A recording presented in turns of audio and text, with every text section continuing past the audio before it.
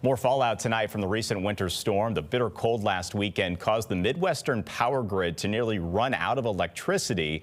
It is a problem that could get much worse in the future. Russell Kinsell is looking into worries about the grid's reliability as massive data centers are planned in the St. Louis region. Russell? You know, these days everywhere you turn, there are AI-powered services. The demand for AI is driving the push to build massive data centers.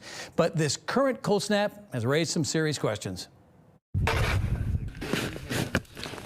It turns out humans aren't the only things that don't like extreme cold weather. Saturday, the organization monitoring the power grid in 15 states issued an alert. The grid was facing a power shortage. The Mid-Continent Independent System Operator, or MISO, declared a dark orange energy emergency alert, the second highest alert. Ameren requested customers reduce their use of electricity. Lori Merriman has spoken out against a possible data center in Festus. She said the electric grid scare raises serious concerns. If we can't handle the cold, and Ameren's asking us to reduce energy, how is it going to happen with the data centers using more than a city? Across the region, multiple efforts are underway to build data centers. The future demand for electricity by data centers nationwide over the next 5 years is mind-boggling. Sophie Myers is director of power systems for Grid Strategies, a power sector consulting firm. We're seeing 90 gigawatts of data centers forecasted. And for context, 10 gigawatts is about the peak power of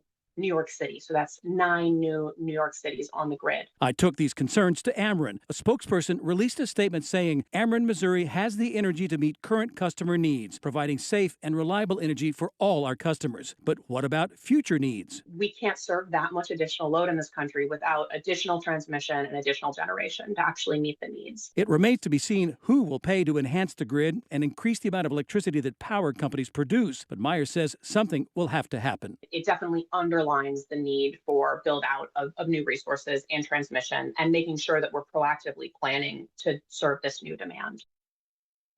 So Ameren told me in the short term, it has plans to increase the amount of power it produces by 2 gigawatts using solar, wind, and natural gas, and over 6 gigawatts by the year 2045.